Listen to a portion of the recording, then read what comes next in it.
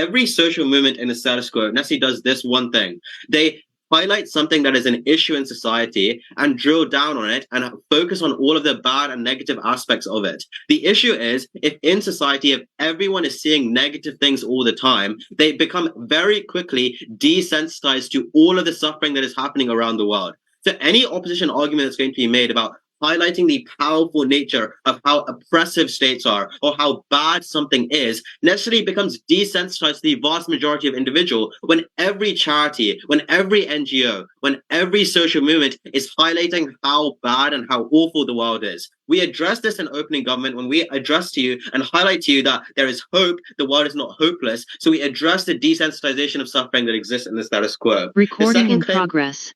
The second claim under this argument is to say this, that we get better catharsis for individuals. Why? Because when they speak up about their experiences, when they talk about things, necessarily all they hear Recording is just stopped. what is necessarily all they hear is just to say that something bad has happened to something else, something bad is happening in the world as a result in other places. What we provide on open government is this, that positive messaging, providing people hope, necessarily gives people more catharsis for the bad experiences that they've gone through. Because the comparative is a world in which your bad experience, your negative experience, is something that is used as basically to convince other people to join that movement. Necessarily, your experience is used as something to convince other people to join. In our world, your negative experience is something that people will say, this is something that we can solve. This is something that we want to fix. This is something that we will give hope towards a future, towards solving. It's not just about highlighting how bad or how awful an experience it was, but also by giving hope and telling other people in the future that that negative experience is going to go away.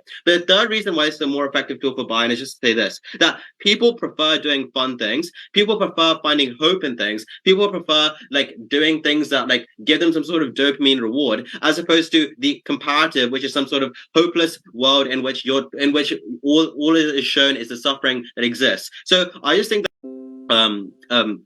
get for. The issue is when we focus on positive messaging, you're not calling moderates out, you're not making them feel implicitly guilty, and as a result, you're going to get far more allies in this movement. On this ground, I just think that people are going to prefer join the movement in our world. Second argument, why are more people going to stay in the movement? I posit a few things. One, this is a more inclusive environment. No panel, the way social movements exist, actually foster a more inclusive environment. No, this also solves the issue of things like, for example, rabbit holes or echo chambers within social movements, or people going down, for example, a very identity politics, exclusionary based approach to social movements. I think when you focus on positive messaging, when you focus on bringing hope to other individuals, you're better able to foster an inclusive environment that makes people want to stay, as opposed to creating a social movement that is incredibly fractured, where everybody cares about their own individual level of suffering and comparing it to other individuals. Think about how protests work in the status quo. You attend a protest under opening opposition or closing opposition, and after the protest is over, it was probably quite depressing to even attend that protest in the first place. You already had some sort of government crackdown on you if you're in the developing world. And after that protest, you don't achieve any immediate change. You don't see the individual reward that you had from that protest. So are you going to attend the second, third, fourth protest? Unlikely. In opening government's world, we posit that when you're doing fun things instead, it doesn't matter if there's no immediate change from the things that you've done in opening government. The fun things that you've done, the experiences that you've made, the hope that you've achieved, the claim here is just on elites. Social movements in the status quo call out structures of power, call out elites, necessarily say that and point to the reasons that point to these people and say that these are the people who necessarily are at fault or are at to blame in society for the thing that they're trying to change. The issue is that when you call these people out, they necessarily try and screw you over in an XYZ way, which is an issue. They do things like lobby against you. They things like talk upon trade off some sort of guilt if it means that we're able to actually create change.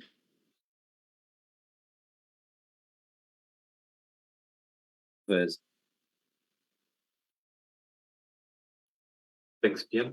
A reminder to offer and accept POIs. Next, hello. Can you hear me? I'll also try with video in a second. Yep.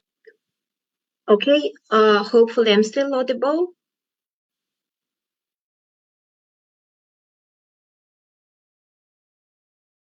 POIs in the chat, please.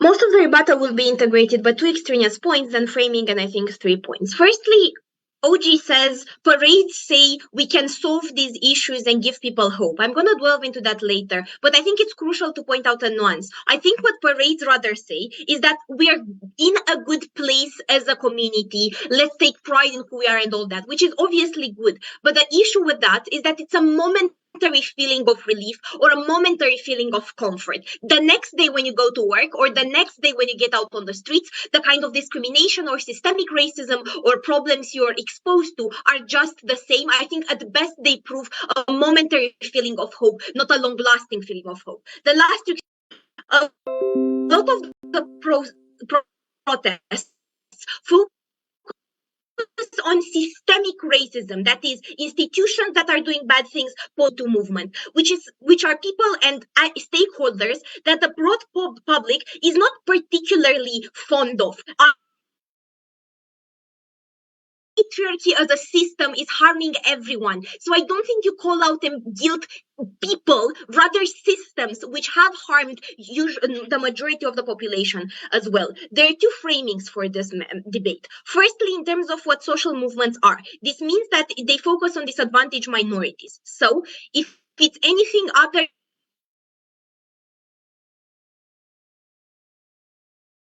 communities that are systematically oppressed, right? LGBT people get murdered on the streets in a lot of the Western world, which is not the US.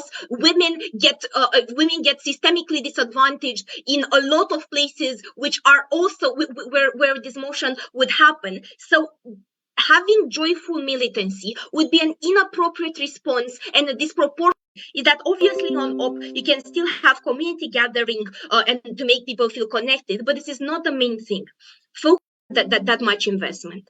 First, the premise to this is that people know about these issues. I think rather people tend to downplay the issues that minorities are facing in status quo because it's more comfortable for them to do that, because they don't have to feel guilty, because they like the status quo and they benefit from it being perpetuated. So unless you break the complacency bubble that the general public has, they will keep being dismissive to those problems. I don't think it's an issue of this becoming desensitized to suffering. I think it's an issue of becoming aware of the actual extent of suffering that is happening.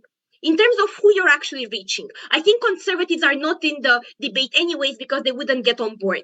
But the neutral people is where the delta lies. You create a feeling of empathy when at protests you outline how many black parades do significantly more, because suffering is something which the broad public can understand, is something they can identify with and empathize with. The impact here is that for example, they're less likely to dismiss their coworkers that says she's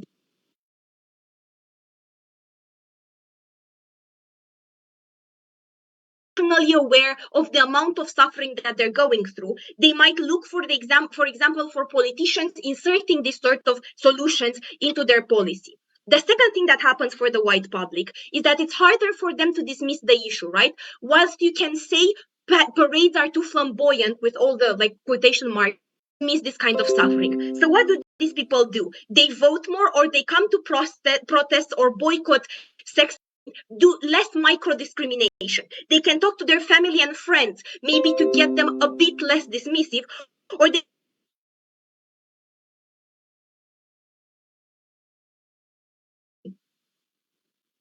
When are you more likely to join a movement? After you've had a fun day with your family, or when you feel daunted by the massive challenge ahead that you see no possible way of resolving?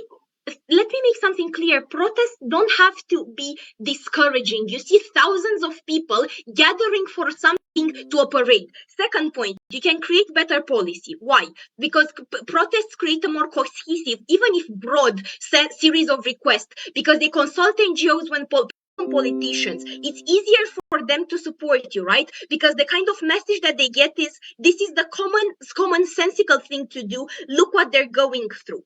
This is for the ones that support you. See Obama and Biden. But for the ones that don't support you, even if they don't,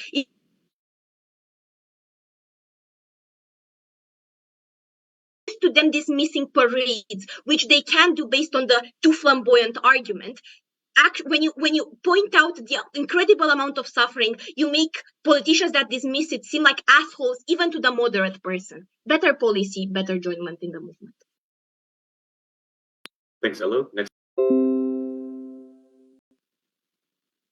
I'm going to do 3 different things in this speech. I'm going to begin by substantive about how we craft better policy proposals, why we decrease abuse within the developing world. Starting with our first claim about engagement, I just want to establish very essential framing, which is that the counterfactual is likely one which conveys highly bleak messages. The reason is because, as Ott points out, social movements are under the misconception that this will wake people up to the issue at hand. But what's the problem? There are already tons of external stimuli. Companies have sensational incentives to flood headlines, to flood televisions with images of, for instance, refugees who are in struggling conditions. And often it's the case that they focus on negativity because they think that it will attract more viewership. Secondly, individuals who are in these social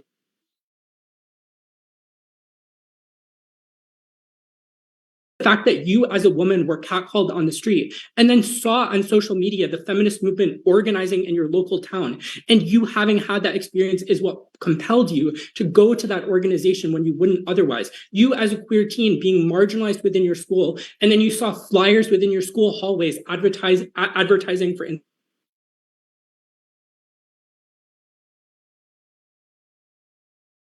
quite bad right now. But trivially, individuals have negativity biases because we've evolved evolutionarily to protect ourselves, to focus on the negative so that we could stay alive. So what does all of this go to show? Social movements do not need to double down on negative messaging because it has one of 2 outcomes.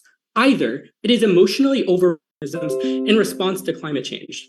Why is that better at engaging people, and why is that sufficient to win the thing? Obviously, people can rationalize to some extent. Maybe you won't achieve exactly what your idealistic or highly positive messaging is. Especially those who are acutely affected by social issues have incentives to join social movements. The more important question is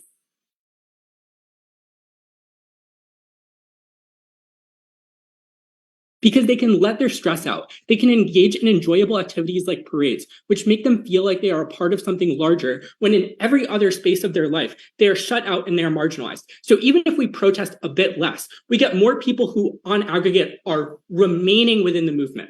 Now, the best op response that they have in leadership positions, but it's also the case that social movements don't want to be defamed, especially in as much as there has been a rise of social media. It's very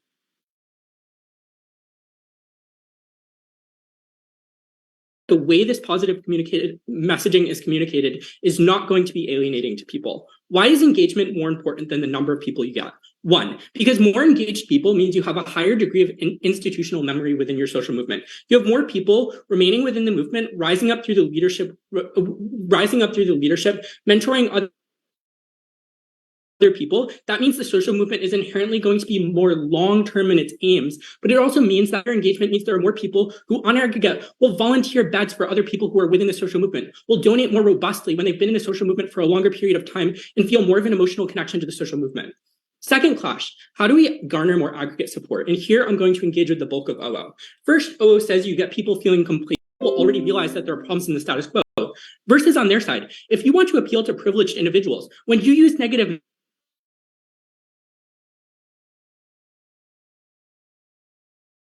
argument, because you don't get those privileged individuals like their foot in the door. You don't get them donating to you or listening to you because they are a priori turned off by the negative nature of your social movement.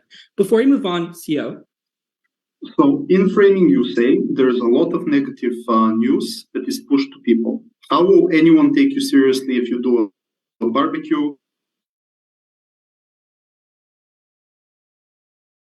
Very clearly outline the framing. Secondly, LO says we should funnel money into things like legal support, which might be better at garnering change. But as I explained, if you get more aggregate donations, if you get more people listening to the social movement in the first place, because they are more receptive to that initial positive messaging, after they get their foot in the door, after they go to that initial event, they are more likely to listen to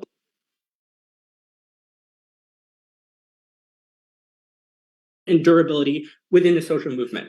Finally, how is it that we achieve higher degrees of policy concessions and craft better policy proposals? It is likely that inasmuch as their side orients toward negative messaging, you are more likely to get social movements which a priori say we need to work outside of the system. It is not worth it working within the system. Our side, when you say that there is hope for us to succeed within the political system. Proud to OG. Thanks, Steve.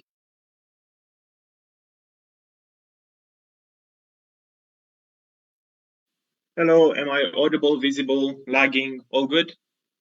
Yep. I couldn't hear you. Oh. Good. You're fine. Okay.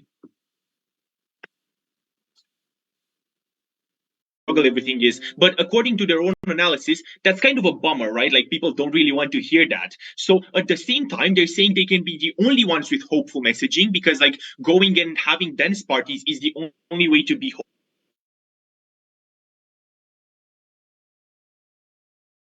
don't feel hopeless when they go to a protest. They don't go to a protest thinking, I know this is not going to do anything. They go there because they're trying to change something. Obviously, people are hopeful when they're protesting as well. That's why they're going. But OG misses this, and that's why they can't be in this round. So, a few points of rebuttal. First of all, on buy-in.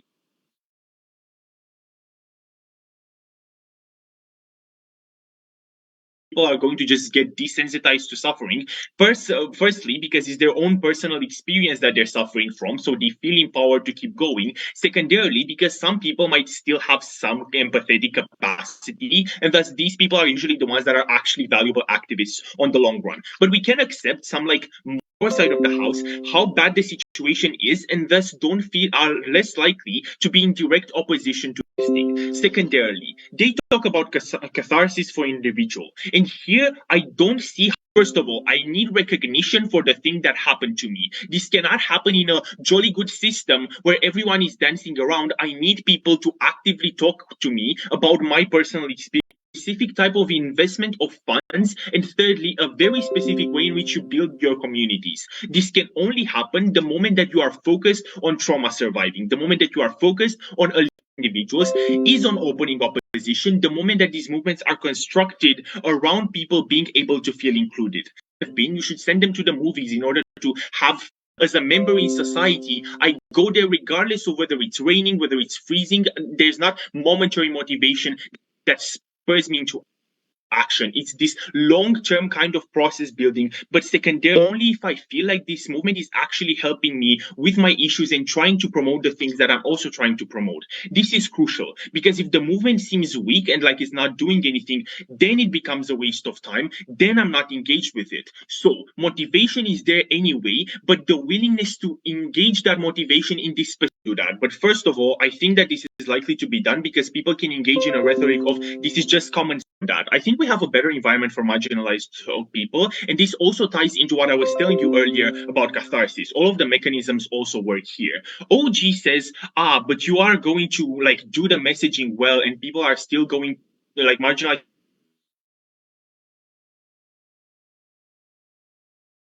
As OG decides that they're an important oppressor who needs to be interacted with well, then this isn't cathartic and doesn't help marginalized people. Secondarily, if your messaging is fundamentally opposed to my need for catharsis and for the marginalized community, like the most marginalized of the community being included into the messaging because they need to be jolly and good and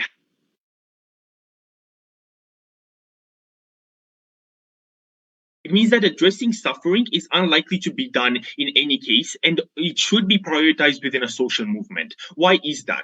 Firstly, because the social movement has a moral duty to prioritize the most vulnerable agents in society, since it, one, took the mantle of being the ones that have, like, that protect the community, only ones that can do it. These people are marginalized and oppressed for a reason because no other actor in the society is likely to help them. Thus, the marginalized, like the social movement that supports them, as you sway and so on, leaving aside all of that argumentation, the fact that you can have the kind of messaging and the kind of safe space for people to be able to express their trauma and to experience catharsis from it is the most important thing that the movement should do, and it can only do that on OO.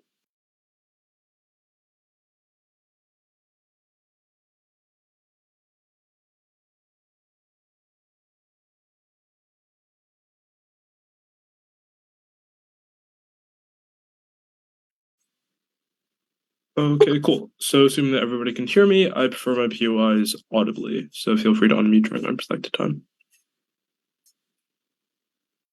But changing the actual events that we run, and our arguments are going to be way more important than any other house anyway.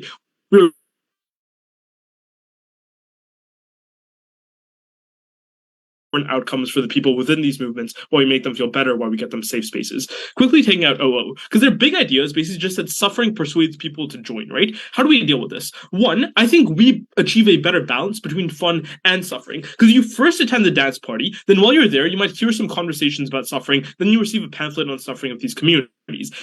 This adds nuance to OG's claim and to OO's response, because we still avoid the burnout that we're about by injecting positivity, but this motion is about a majority. We don't exclusively need people to feel happy, right? We lure them in, and then we educate them. We get the best of both worlds in closing's nuance. But also, if their mechanism is just suffering, what sort of action does suffering motivate, right? You as a majority are told that Black people are dying. Are you going to put your life and your livelihood on the line to just dispatch with that obligation? We think we get better action on our side. Quick analysis on what this emotion actually looks like, right?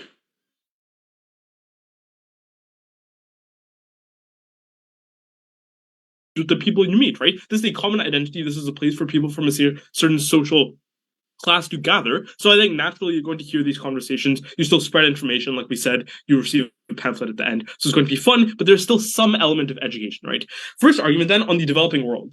This is going to be the only safe way when they most needed. So how is our side safer? Firstly, because there's less incentive for government crackdown. Governments crack protesters, shooting them on the streets, abusing these individuals. The point is that the change we get is slow, but it's effective. It is first embraced by society and then by the incumbent government. Maybe you still constitute like a very, very small threat, but on the trade-off, it's not worth on optics for each side. It's far easier to justify violence against a protest movement, which inevitably has like some violent factions you can cherry pick, and does look like a threat to your public when you see marching people on the streets. In our world, it's kind of hard to look at a bunch of people dancing with rainbow flags and say this is an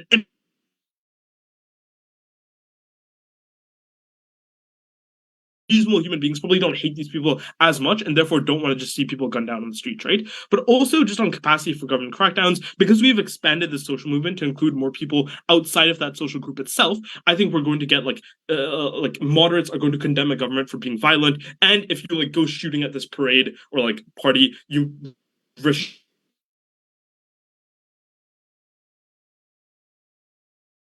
literal safety, human lives. I think this is by far the most important thing. Note that even if you care about change, I think these movements are unlikely to be successful in these protests in these countries. One, because it's just so easy for a government or military to suppress you when they have infinitely more resources. And two, because you don't get a critical mass because the majority doesn't support you on opposition side, right? In their best case, I don't there's like, what is the tipping point, right? At what point does government decide, okay, now we have to start shooting at these people? Just on why more people join the movement. Why do more people get involved? Because I think, firstly, people within the social group that we're talking about join. This argument is about gay people in conservative countries. Many of them aren't out. Even if they are, they don't necessarily hate the government. This is good for two reasons. One, we get better change because just more people, they need a community. By getting these people into the movement, we give them a safe space to talk, to feel included. Second mechanism is that it just feels more fun to join. You can go with friends, so more people will join, right? It's a fun thing that we lure people in with, and then when you're there, you start to hear conversations and read the pamphlets. More people will join because they're Instagramming it, Facebooking it, whatever. But two, I think it just makes a better picture, right? You get out to newspapers, you get shared around. No.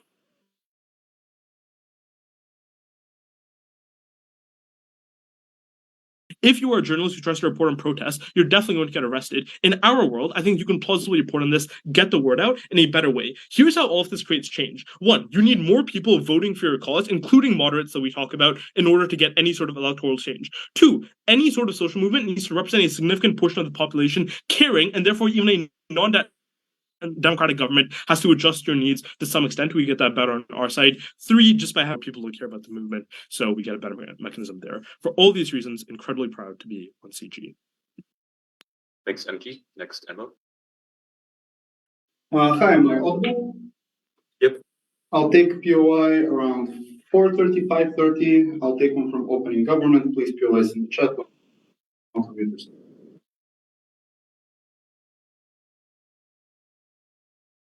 Condition for extension. Their argument is Boyko, Vucic, Putin will not crack down on you comparatively more when you're doing protests.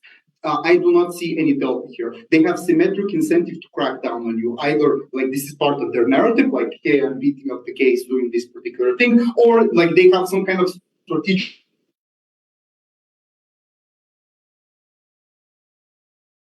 They have strong incentive to do this. No, this is the bulk of their extension. Everything else, I'm not sure if it's either derivative or how you say comparative towards opening government. What do we prove to you? I have no idea why did these three teams choose societal change as a metric. I think this is a super subjective metric for a couple of reasons. Number one, there are many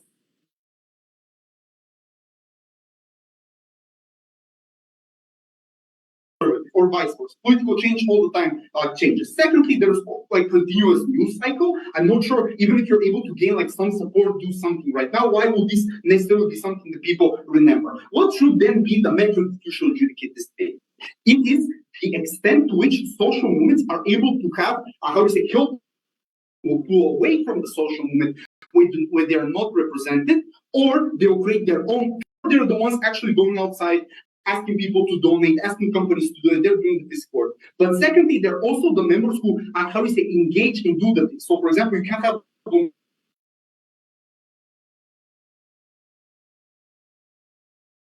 if they don't do the meetings and these type of things. So if we prove to you that these people drop significantly based upon this policy, we will be necessarily winning. Why do they drop? Notice the characterization. They have emotional attachment towards specific issues that exist, either due to a personal level, like they're affected to them, like you, for example, could be a victim of police violence, party thing. You necessarily have to tell the people, you should not talk about how much you've been brutalized. You should not talk about how much this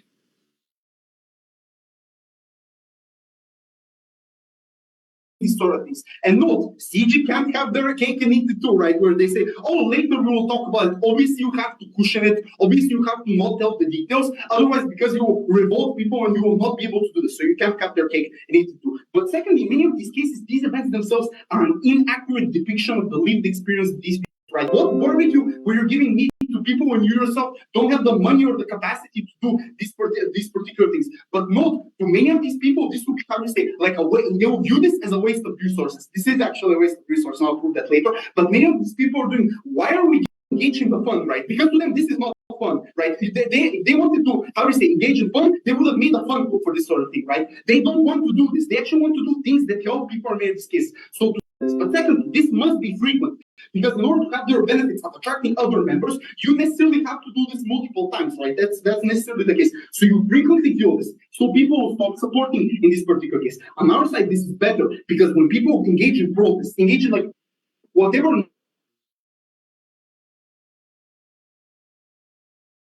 speak out, that they can go to the news guy and actually talk about how they were brutalized and how these problems happen. These are serious things that people feel attached. Now, they may respond by saying, but these people have symmetric incentive to support the social movement in any case. That's not true. Supporting the social movement is super tiring, right? It takes from your, firstly, it takes from your personal you know how many sleepless nights we have already to engage in this particular thing. When you don't feel represented, when you don't feel that this is your movement anymore, you are less likely to want to engage in this particular thing, and you're more likely to want to pull away to say the movement is changing. It's not what I like in this particular case. So there will be a drop in people, but even if you don't message out, and not like all response is fair. If they don't want to talk about it, they won't talk about it. But 80% of people do want. Well, how does this work? Firstly, members between each other will talk about how bullshit and how bad this is in many of these cases, right? How this new strategy is problematic. And then secondly, opportunistic people within this social movement, like people, you can create domestic abuse shelter. But if you're two groups of 50 people or 70, 30, you can't do this.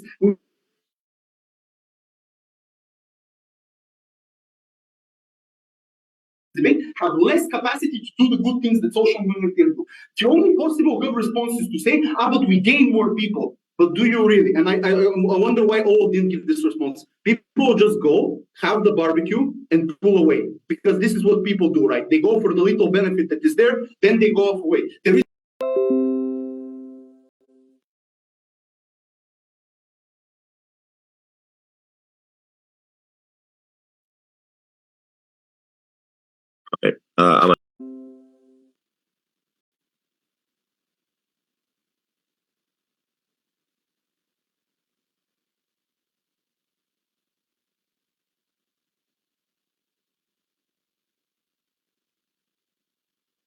fire on protesters, because if that is happening, then it doesn't matter if you can get on the TV and talk about your lived experience, because you're never going to get that opportunity in a place where these movements are suppressed. The most important thing is keeping these movements safe. That's what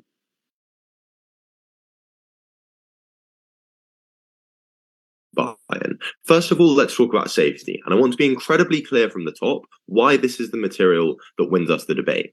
Firstly, just think about the scale of impact in terms of what we're able to prove to you. If we are able to prevent protesters being shot, that is an issue of literally life and death. And maybe this doesn't happening. If we're able to get people to campaign for their rights without being attacked, that is a massive, substantial win for closing government. Second, but also note that the marginal impact of the change that we get here is considerably bigger in these countries, which have fewer rights.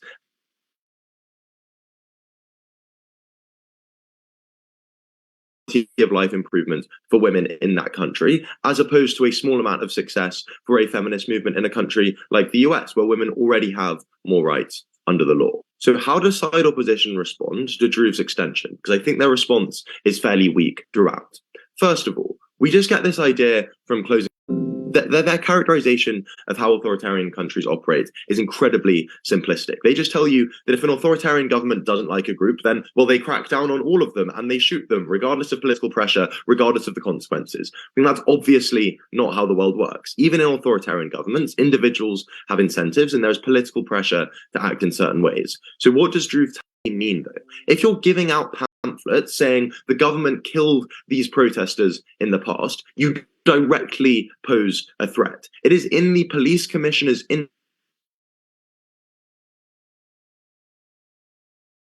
to him losing his job.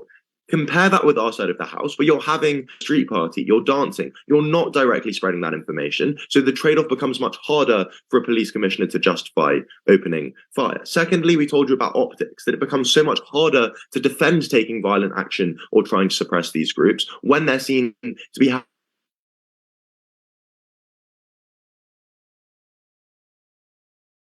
involved in the movement, and that makes it hard to crack down.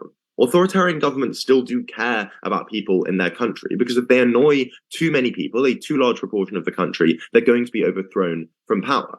We prove to you that if we get moderates at these protests as well, it becomes much more dangerous to try to suppress the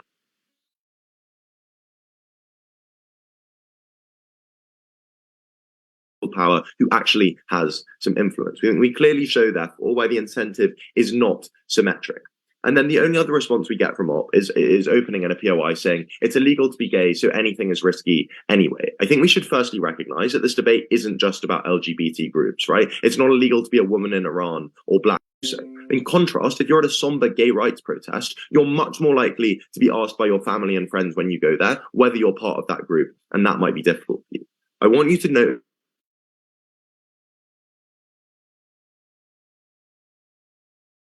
individuals speaking on the news when these problems are not recognized and when these groups are still being suppressed. We save an enormous number of lives and we get the largest change, so we win the debate on this clash. But secondly, I want to talk about Bayern, and before I do that, I'll take OO. You have direct benefits as a politician or police officer when you're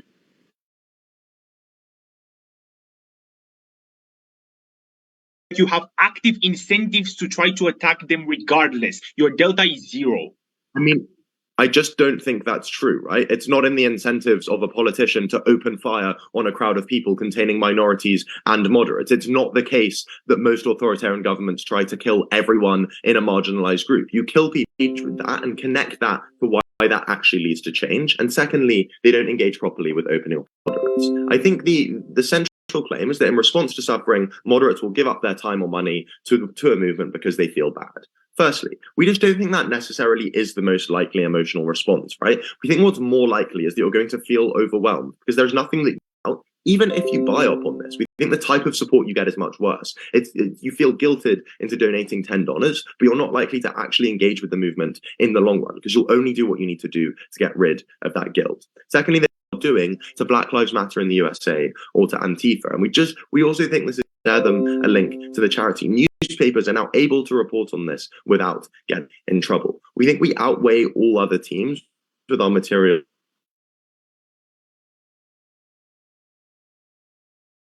Metrics, proud to propose. Thanks, go with. Next up with.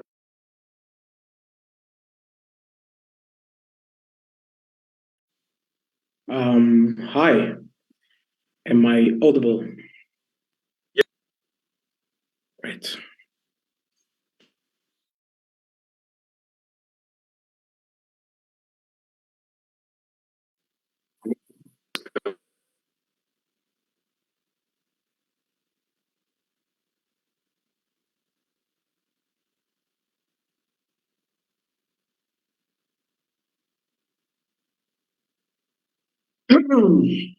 Okay. Or is it anger? And I think the actual answer to this is it depends on the person and their lived experiences. But I think if your son was killed on the street by police, if your community is slowly dying by a factory,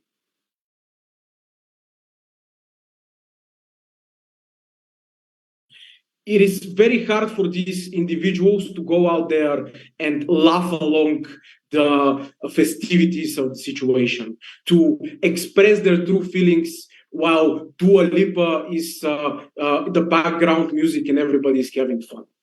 And I think what is the problem with the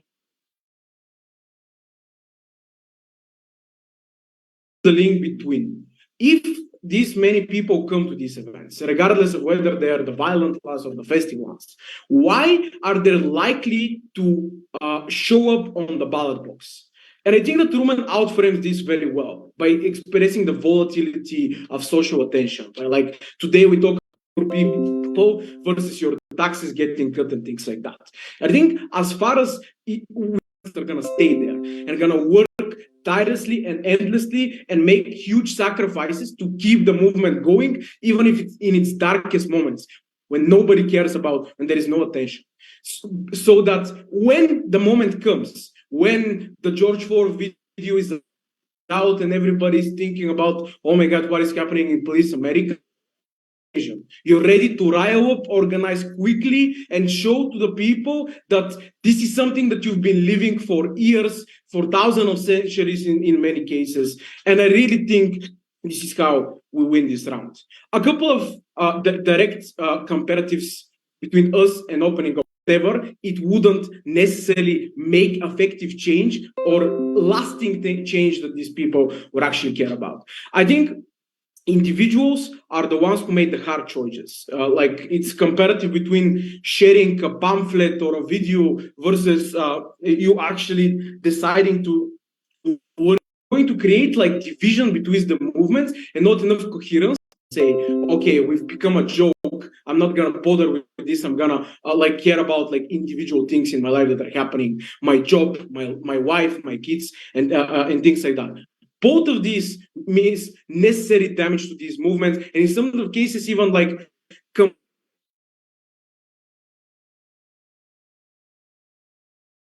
you like, because opening opposition, to their credit, they do mention finances and stuff, but it's a little unclear why exactly this particular change improves this their ability to get money. I think Rumen gives you that clearly, and a lot of these things respond to the main comparative problems with them.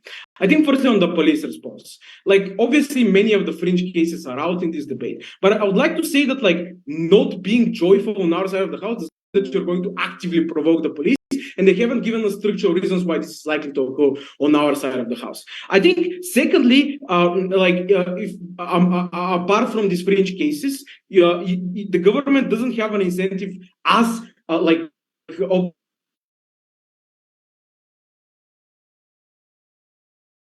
moderately authoritarian states and things like that. So you're still able to, on both sides of the house, engage the government. I think that like a lot of these things also as a response are outright illegal. You have social media, you can record if the government is going out of line, and in many of the with an outlet for stress. All right, look, this is the burnout argument, right? It sounds plausible, but I think also because structurally it's very hard to fix systematic oppression in the US or wherever in the world, it probably means that the feeling of hopelessness at some point is going to come up because it's very hard to structurally keep going if you're not making like active policy changes, most dedicated individuals. I think after that, in terms of like things such as harsh language and how we engage with the elitists, I think being disruptive on its own is sometimes good. It creates more conversation, debate.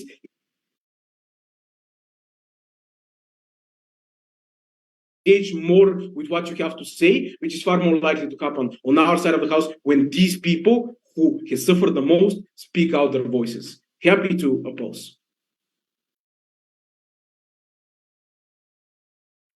Thanks, Upward, and thanks all teams for the debate.